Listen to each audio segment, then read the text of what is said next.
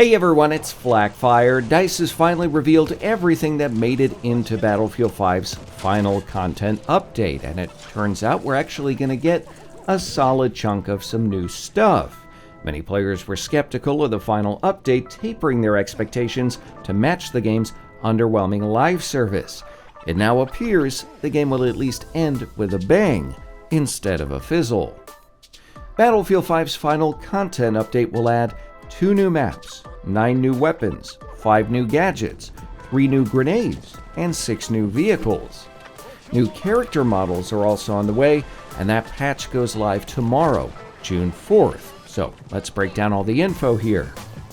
For maps, the first is Marsh Encampment.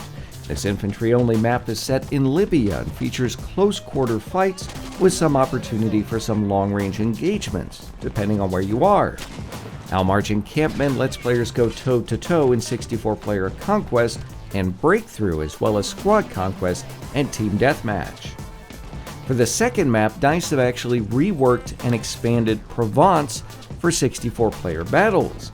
The map was previously released in Chapter 4, Defying the Odds, as a map for smaller game modes, and now I'm actually excited about this rework since Provence was actually a pretty fun map. Originally an infantry-only map, the new Provence also features tank combat as part of Conquest and Breakthrough modes. Side note here, both of these maps pit the Americans against the Germans. For weapons, developers finally opened up the floodgates, bringing many previously data-mined weapons officially into the game. The support class will receive the semi-automatic Shogun shotgun, as well as the Shosha light machine gun. Both of these are veterans of Battlefield 1.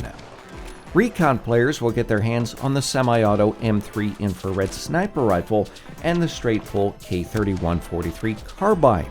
I've used the M3 at a capture event, and it should prove useful on night maps like Breakthrough on Panzerstorm. Meanwhile, the Swiss K31 carbine is close to my heart as I actually own one, so it's exciting to see it come to Battlefield 5. Medics, meanwhile, in a bit of a play on words, will receive the Well gun. This submachine gun was developed for the Special Operations Executive, and it has a pretty unique design. For the Assault class, players will soon be wielding the M1941 Johnson rifle. The semi-automatic rifle featured a 10-round rotary magazine and was used primarily by the Dutch and the Americans. Mechanically, it's a really interesting gun, and it should have some pretty cool reload animations. New pistols will also be available across all classes. These include the PPK and the PPK Suppressed, the M1911 Suppressed, and the Well Rod. The latter is a suppressed bolt-action pistol. For new gadgets, Battlefield 5's final update adds the Doppelschuss flare gun for the Recon class, as well as the RMN-50 grenade launcher. The Assault will get the Einstoß Flammenwerfer, which DICE is calling the pistol flamethrower for obvious reasons. Support players get access to the Shape Charge, which should function like the Limpet in Battlefield 1, as well as the Kampfpistole, another type of handheld grenade launcher. New grenade options include the Firecracker and Demolition grenades, as well as the Type 99 Turtle Mine. I am curious to see exactly how DICE will implement these, considering the latter one was technically a mine, not a grenade. For those new vehicles I mentioned, developers are adding quite a few airplanes to the US faction. The update adds the A-20 Bomber, P-70 Night Fighter, as well as the P-51D and P-51K fighters. Meanwhile, 2 armored cars are also being added. The Americans will roll out with the M8 Greyhound, while the Germans receive the Sonderkraft Fahrzeug 234. I assume each of these will have their own specialization tree, which should provide a lot of options to keep players busy for a while. You might be wondering exactly how often you'll get to use all of these vehicles. Turns out DICE actually made a couple big changes in this regard. Both Twisted Steel and Panzerstorm will now feature the Americans and the Germans, unless you're playing on Grand Operations. As a result, some changes to the BF-109 specialization tree have been made to help it compete against the new P-51 variants.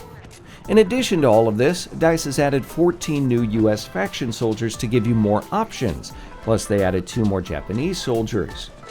A significant number of bug fixes and improvements were also pushed through, and you can read the full patch notes with a link down below in the video description. And again, all of this will go live on June 4th.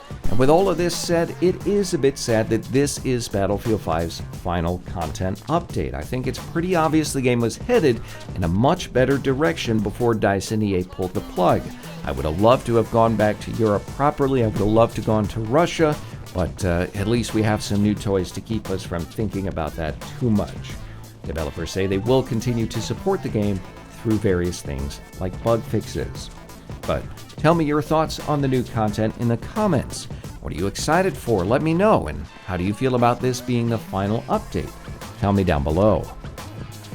If you enjoyed this video, leave a like. If not, a dislike.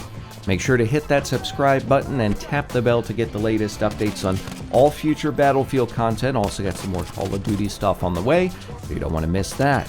You can also find me on social media like Twitter and Instagram. Believe it or not, you can find that down below in the video description as well. As always, thanks for watching.